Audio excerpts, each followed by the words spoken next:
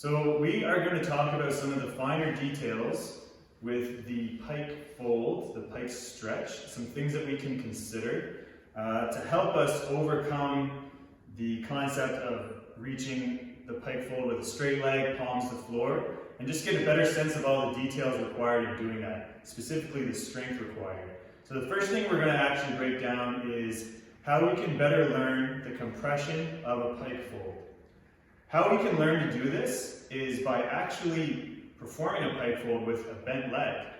So Tanae is going to come into this bent leg position. She's going to be thinking about the orientation of her pelvis more posteriorly to start, because we're going to be working on the flexibility of the low back as well. And she's going to come down and aim to compress her torso into her thighs. So we don't even need to touch the block at first, but just rather get a sense of that feeling of pressing the torso down into the thighs. We can use a block of some sort to squish, so even if we're not feeling like we're getting that contraction, to feel like we're actually squishing down the torso into the thighs. Once we feel like we've grasped that strength, we can then reach to a block height that's going to allow us to have a straight arm and create a downward contraction that's going to allow us to create an overcoming isometric on the pike fold. So the pike fold, we are reaching down, but the feeling of pressing the arms down and the sense like we're trying to lift the torso and lifting the hips up is going to allow us to relax deeper in the stretch.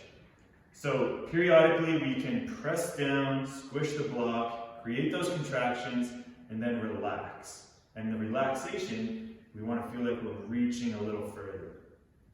As that gets comfortable, we can lower the height of the blocks and think about going through the same thing. So we create a contraction, squishing torso into thigh. We can create the contraction, pressing the body upward as if we're pressing away, lifting the hips to the ceiling, and then relaxing into the stretch. Once we've spent time, we can remove the block that if we have had the block set up for the compression, and then we can just check in on our range. So it may not be to the floor. So today it reaches down to the floor. We may not be there, but specifically what we would want to start thinking about now would be checking in on this range with a straight leg. So thinking about like over time of the stretch, we have been trying to move deeper into a straight leg and let the torso relax and compress down into that folded position. And these little concepts here will give us better strategies for learning how to reach that straight leg standard and find strength in our fold to the ground. So we'll do another video too.